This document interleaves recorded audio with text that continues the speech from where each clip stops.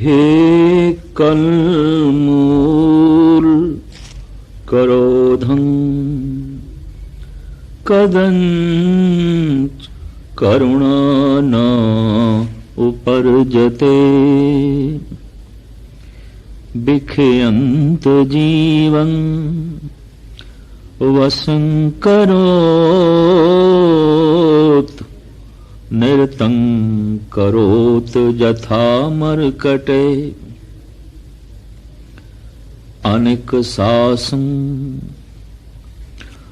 अनिके सासन ताड़ंत जमदूते तव संगे अधमं नरे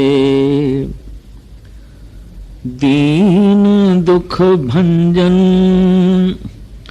दयाल प्रभुनानके सर्वजी रक्षा करो।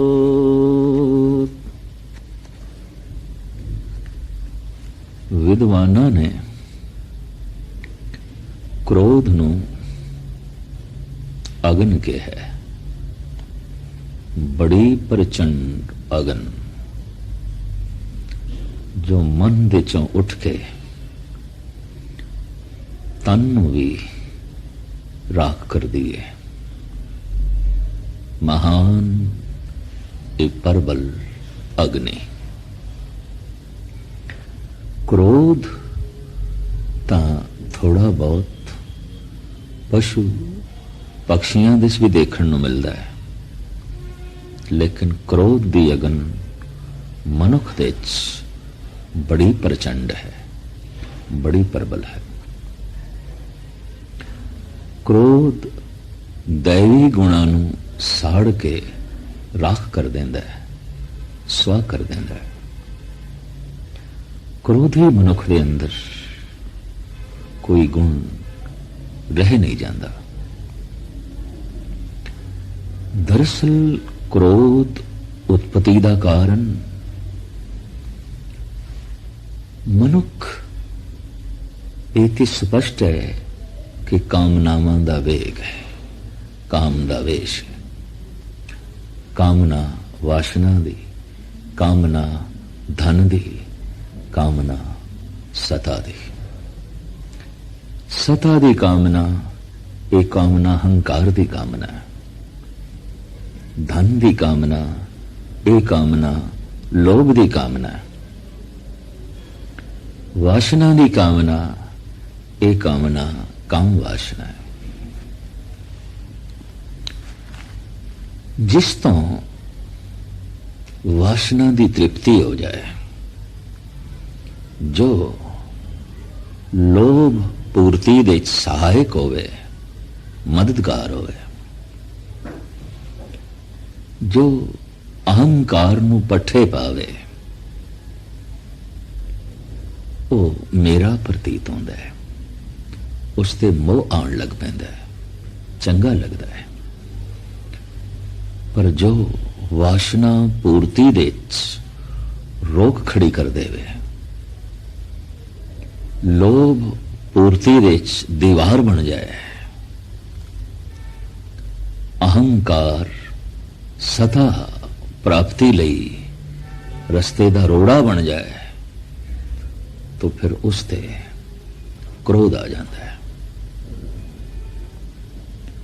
क्रोध उस वक्त पैदा होता है जब वासना अतृप्त रह जाए, लोभ अतृप्त रह जाए, अहंकार अतृप्त रह जाए, और जिस दे राही महसूस होवे कि वासना अतृप्त रह गई है, लोभ अतृप्त रह गया है, अहंकार अतृप्त रह गया है, बस उसे ते प्रबल क्रोध आंदा है।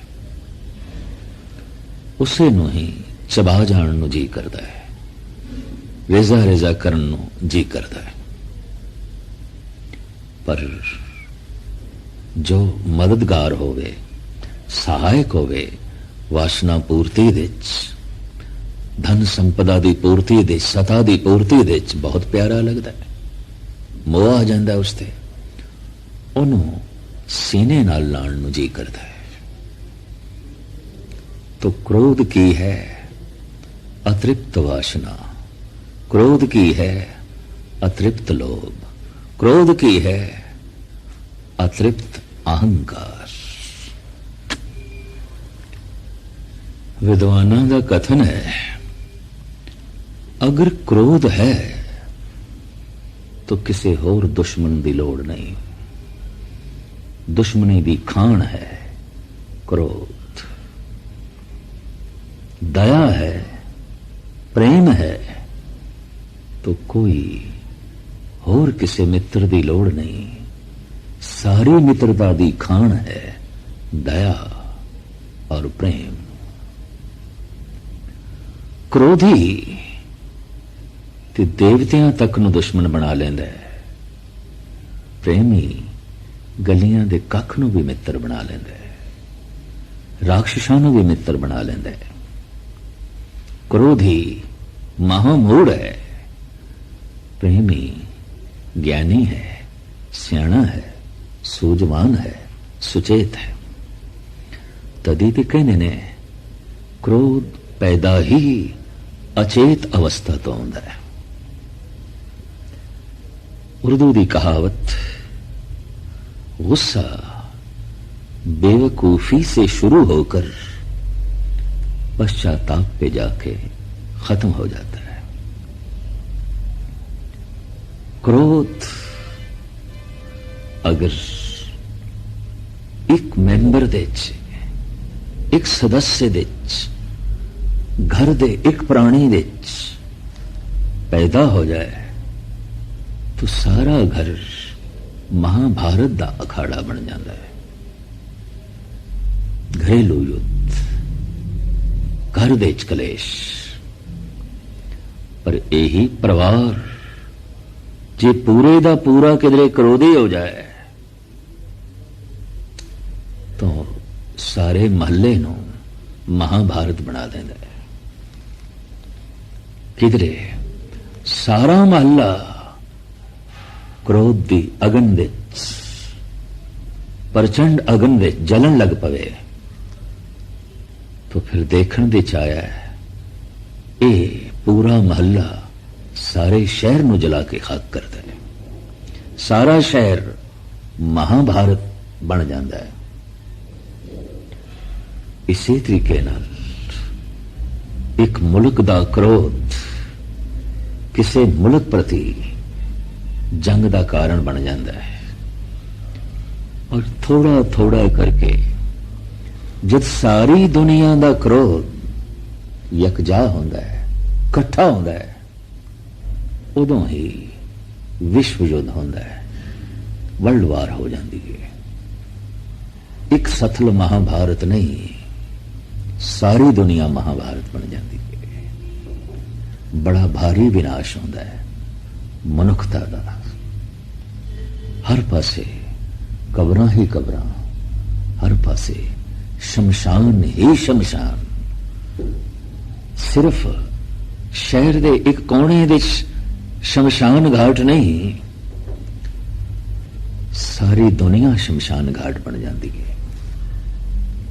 क्रोध तां ऐसी अगन है, सारी मनुखता नूं जला के खाक कर देंदी है क्रोध अगन।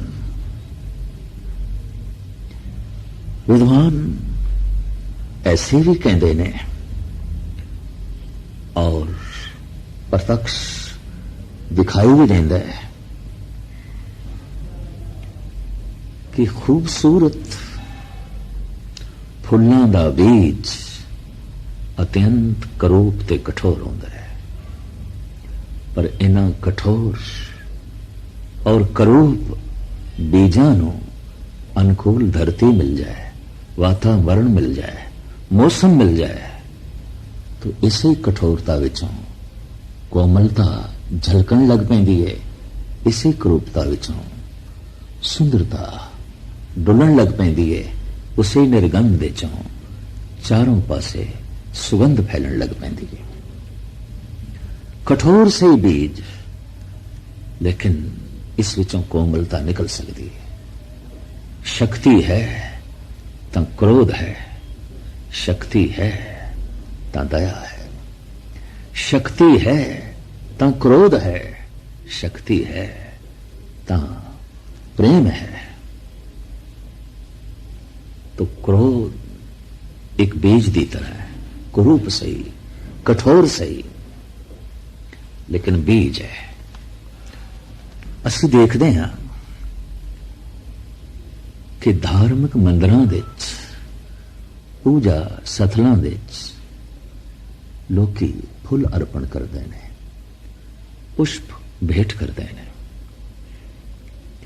ਅਗਰ ਕੋਈ ਤਾਰਕਿਕ ਮਨੁੱਖ ਬਾਹਰੋਂ ਗੀਟੀਆਂ ਤੇ ਪੱਥਰ ਚੁੱਕ ਲਿਆਵੇ, ਸਤਿਗੁਰਾਂ ਦੇ ਅੱਗੋਂ ਭੇਟ ਕਰੇ, ਕਿਸੇ ਮੰਦਰ ਦੇ ਚੜਾਵੇ, ਲੋਕੀ ਕਹਿਣਗੇ ਮੂੜ ਹੈ, ਨਾਦਾਨ ਹੈ, ना समझ है, पागल है। पर वो तार्किक तर्क खड़ी कर दे, अगर फुल भेंट हो सकते ने तो पत्थर क्यों नहीं भेंट हो सकते? पुष्प चढ़ाए जा सकते ने तो एक कंकर ते गीटियां क्यों न नजराने वजों पेश कीतियां जा सकदियां? उसकी तर्क का समाधान इंज करना पड़ेगा। पत्थर करूप है, पत्थर निर्गंध है, पत्थर कठोर है। फूल कोमल है, फूल सुगंधित है, फूल सुंदर है। सुंदरता नजराने वजों भेंट की जा सकती है, कोमलता सुगंध अर्पण की जा सकती है, कठोरता करूपता ते निर्गंध नहीं। फुल धर्म मंदिरां दे देवतियां दे शिंगार बनते ने, शोभा बनते ने धार्मिक मंदिरां दी। पर जो स्वयं फुल दी तरह हो जाए, अपने मन नूं फुल दी तरह कर देवे, परमात्मा दे कंठ दा ओहार बन जाता है। उसकी दुनिया महान हो जाती है, उत्ते शिंगार बन जाता है धर्म का, जो कोमल हो गया है, सुगंधित हो गया है और कोमल हो गया है, सुंदर हो गया है, सुगंधित हो गया है। क्रोध ही कोमल हो सकता है, क्रोध सुगंधित हो सकता है, क्रोध बहुत वड्डी सुंदरता अपने विचों पैदा कर सकता है। बीज है, मूर्ख इस बीज नूं अपने कोल रख लैंदा है, सियाणा इस बीज नूं गोड़दा है, बोंदा है। और बोना बस यही है, अपने मन नूं प्रभु नूं समर्पित करना, नाम विच जोड़ना। क्रोध नाल भरिया होया यही मन दया नाल भर जाता है, रब्बी सुहपण नाल भर जाता है, अत्यंत कोमलता नाल भर जाता है। इसनूं खत्म करने का यही इलाज है, प्रभु चिंतन, प्रभु चिंतन, उस विच अपना मन जोड़ना। सार कितावली का करता बहुत सुंदर कहता है कि धर्म पैदा किवें होंदा है, धर्म नष्ट किवें होंदा है। आखिर धर्म दे दया आ जाती है, धर्म दे संजम आ जाता है, धर्म दे संतोख आ जाता है, धर्म दे सारे दैवी गुण आ जाते हैं, शील संजम आ जाता है। ये धर्म किस तरह पैदा होता है और ये धर्म किवें विनिष्ट होता है, नाश होता है? तो सार कितावली का करता इंज लिखता है, उपजे धर्म वाक सत्य कर अत, दया दान कर धर्म वधे नित। रसना ते प्रभु दा नाम ले आईए, उस सच नूं सत नूं रटन करिए, उस विच मन जोड़िए, धर्म पैदा हो जाता है। धर्म दा बूटा अंकुरित हो जाता है और परोपकार कीते हैं, दान पुण्य कीते हैं, धर्म दा ये बूटा सहजे सहजे वधदा है, उठता है। स्थित धर्म खिमा के संगा। धर्म दा बूटा क्षमा दे आसरे ते टिकिया रहिंदा है।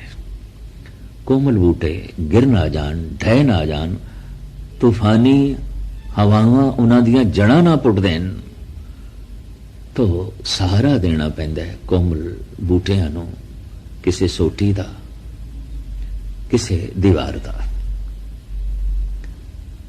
तो क्षमा दी सोटी नाल, क्षमा दे सहारे, खिमा दे सहारे ये धर्म दा बूटा रोज रोज वधदा है, उच्चा हुंदा है, उच्चा हुंदा है। स्थित धर्म खिमा के संगा। धर्म क्रोध कर होत विभंगा। छिन मात्र क्रोध करदियां धर्म दा बूटा जल के खाक हो जाता है। क्रोध ऐसी अगन पता नहीं कितने दिनां दी तपस्या नूं जला के रख देंदी है, कितने दिनां दी साधना, कितने दिनां दा परोपकार। वाकई अगर एक बूटा 6 महीने साल सिंच के वड्डा कीता है, बस एक चिंगारी उसनूं भस्म कर सकती है। क्रोध दी छणक अगन, छोटी जी अग्नि कीते किताए पैदा होए धर्म नूं नष्ट करके रख देंदी। क्रोध वास्तविक मूर्खता दी बुनियाद ते खड़ा हुंदा है। क्रोधी सियाणा नहीं हो सकता। क्रोध बारे कुछ होर जानकारियां इस तरह दियां ने। जर्मन दी गल है, एक मां बच्चा ले आई है डॉक्टर को, मुर्दा, रोंदी हुई, चीखदी हुई। डॉक्टर भी हैरान है, जदे मर ही चुके है ते मेरे को लियाण का मतलब, जदे खत्म ही हो गया है, फिर ये रोंदी हुई इत्थे क्यों ले आई है? डॉक्टर कहंदा ये ते मुर्दा है। रोंदी हुई, बिलखदी हुई, ममता दी मारी मांग कह रही है, हाँ मर गए ये तो ठीक है, पर मैं इस वास्ते ले आई है, क्यों मरे है, किवें मरे है, मैनू कुछ कारण नहीं दिखाई देंदा। अच्छा तो इस वास्ते ले आई है। डॉक्टर उस बच्चे नूं वेखदा है, अपनी सियाणप नाल जांच पड़ताल करदा है, मां नूं पुछदा है, ये दस किवें गुजरिया, कदों गुजरिया? बस मेरी गोद देसी, मेरा दुध पींदियां ही पींदियां ये सिर सुट बैठा है, खत्म हो गया। तो मतलब होया तेरा दुध पींदियां पींदियां मर गया। क्या दसेंगी जिस वक्त तू इस बच्चे नूं दुध पिला रही सी, तेरी मनोदशा की सी, तेरी मानसिक हालत की सी? ये मां कहती है मेरा ते पति नाल झगड़ा चल रहा सी, बहुत उच्ची बोल चाल चल रही सी, ये बच्चा विचकार रोन लग पिया, मैं इसनूं दुध पिलाण लग पई, पर गाली गलोच साडी चल रही सी, मैं क्रोध नाल उबली हुई सी। तो डॉक्टर ने कहा, ऐ बीवी, तू इस बच्चे को दूध नहीं पिलाया, जहर पिलाया है। जब तू क्रोध नाल उबली, क्रोध करके तेरिया शरीर दियां ग्रंथियां ने जहर उगलनी शुरू की थी। उन्हां गंढां चों जहर निकली, वो खून विच पिवस्त हुई, वो दुध विच लीन हुई। तो बच्चे नूं जहरीला दुध पिलाया है। तेरे क्रोध करके जहरीला हो गया तेरा दुध। इसका मतलब है क्रोध जहर है और सारे शरीर नूं जहरीला कर देंदा है। पर इस तो उल्ट भी हो सकता है। अगर शरीर जहर नाल भर सकता है, खून जहरीला हो सकता है, तो खून अमृतमयी हो सकता है, शरीर अमृतमयी हो सकता है।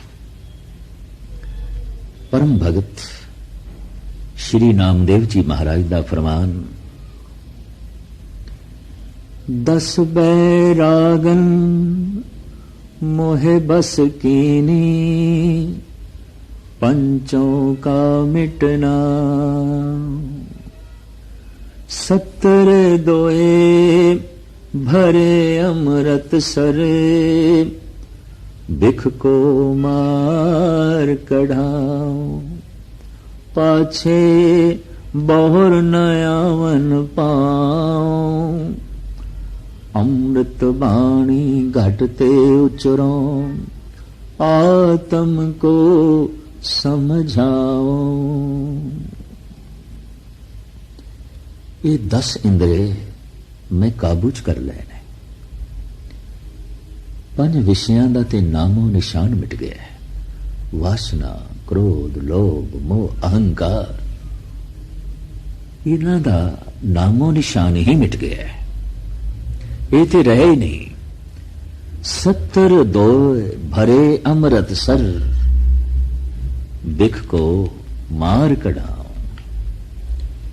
शरीर विच आयुर्वेद की पद्धति के मुताबिक 72 मोटियां नाड़ां ने। 70 2 72, जिन्हां विच खून वड्डे रूप विच गर्दिश करता है और उस तो छोटियां छोटियां तंतुआं ते नसां नूं मिलदा है। लेकिन मूल रूप विच वड्डियां नाड़ां ये 72 ने। भगत जी कह रहे ने, ये 72 नाड़ां, इन्हां विच खून गर्दिश नहीं कर रहा, अमृत गर्दिश कर रहा है। मेरा खून खून नहीं रहा, अमृत हो गया है।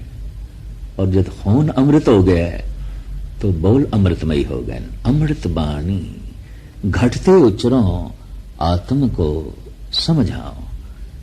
जे खून अमृत हो गया है तो दृष्टि अमृतमयी हो जाती है, बोल अमृतमयी हो जाते हैं। रोम रोम दे चों अमृत दियां तरंगां निकलदियां ने। इसनूं शायर मशरिक डॉक्टर मोहम्मद इकबाल ने बड़े आलमाना ढंग नाल इंज बयान किया है। एक फूल गर चाहे तो गुलिस्तान बन जाए, इन बूंद गर चाहे तो तूफान बन जाए। एक फूल गर चाहे तो गुलिस्तान बन जाए, एक बूंद गर चाहे तो तूफान बन जाए। एक खून के कतरे में वो तासीर है, एक कौम की तवारीख का अनवान बन जाए। एक बूंद खून दी, एक कतरा खून दा, जे किधरे उस दे सही ढंग दा उछाल आ गया, समुची कौम दी तवारीख दा, इतिहास दा सिरलेख बन जाता है, सिरमौर बन जाता है। खेडते खून दी है।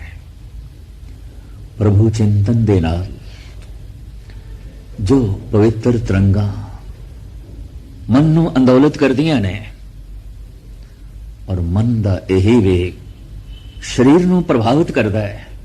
खून प्रभावित होंदा है, पावन हो जाता है खून, पवित्र हो जाता है खून। कहावतां ते खून दे संबंध विच कई ने। इसदा ते खून खून नहीं पानी हो गया। इसदा ते खून खून नहीं ठंडा हो गया। इस दे खून विच कोई गरमाश नहीं, इस दे खून विच कोई लाली नहीं, पानी हो गया। ये कहावतां बिल्कुल सही हैं, बिल्कुल। उम्र दे वधदियां अगर प्रेम वधे, दया वधे, तो समझना चाहिए जीवन लाभ की तरफ जा रहा है, नफा हो रहा है। पर उम्र दे वधदियां अगर क्रोध वधदा जा रहा है, क्रोध वधदा जा रहा है, तो जीवन घाटे जा रहा है, जिंदगी अजाई जा रही है। अक्सर ऐसा देखने दे आया है, उम्र दे वधदियां क्रोध ही वधदा है। क्यों?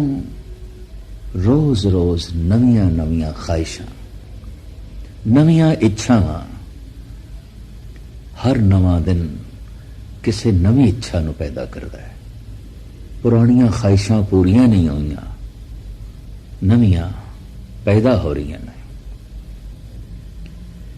ख्वाहिशां दा ये जमाव, इच्छावां दा ये इकट्ठ संसार दे प्रति गिलियां नाल भर देंदा है, शिकवियां नाल भर देंदा है। मेरी ये ख्वाहिश नहीं पूरी हुई, शायद इसका कारण फलां है, फलां है, फलां है। और इस तरह अधूरियां कामनावां, अधूरियां इच्छावां क्रोध नूं वधांदियां ने। सुभाव दे चिड़चिड़ापन आ जांदा है। उठदियां, बैठदियां, चलदियां चिड़चिड़ापन। और यही चिड़चिड़ापन, एक क्रोध सारे परिवार का दुश्मन बन बैठता है और सारा परिवार इस तो नफरत करने लग पैंदा है। कोई कोल बैठ के राजी नहीं, कोई गल करके राजी नहीं, पर ये अधूरियां कामनावां करके क्रोधित। काश प्रभु का सिमरन होंदा ते प्रभु का सिमरन एक महान गुण रखता है। गलत ख्वाहिशां सारियां खत्म कर देंदा है और चंगियां पूरियां कर देंदा है, या रजा विच राजी रहने की बिरती बना देंदा है। हर वक्त मनुख शुकराने नाल भरिया रहंदा है, धन्यवाद नाल भरिया रहंदा है। अगर गिले ते शिकवे वधदे जाण तो फिर क्रोध वधदा रहिंदा है, वधदा रहिंदा है। धन्यवाद ते प्रार्थना दा भाव, बार बार शुकराना क्रोध नूं शांत करता है। सिर्फ शांति नहीं करता, खत्म कर देंदा है। इस वास्ते विनिम्र मनुख हर वक्त धन्यवाद नाल भरे होया है और हर एक दे प्रति धन्यवाद नाल भरे होया है। वो परमात्मा दा धन्यवाद करता है, परमात्मा दी कृत दा धन्यवाद करता है। हे प्रभु, सूरज बन के मैनू चानना दे रहे हैं, हवा बन के तू मैनू प्राण दे रहे हैं, धरती बन के तू मैनू टिकाणा दे रहे हैं। शांतमई हर वक्त ते हर एक दे प्रति धन्यवाद नाल भरे होया है। क्रोधी हर वक्त ते हर एक दे प्रति गिलियां नाल भरे होया है, गिलियां नाल भरे होया है।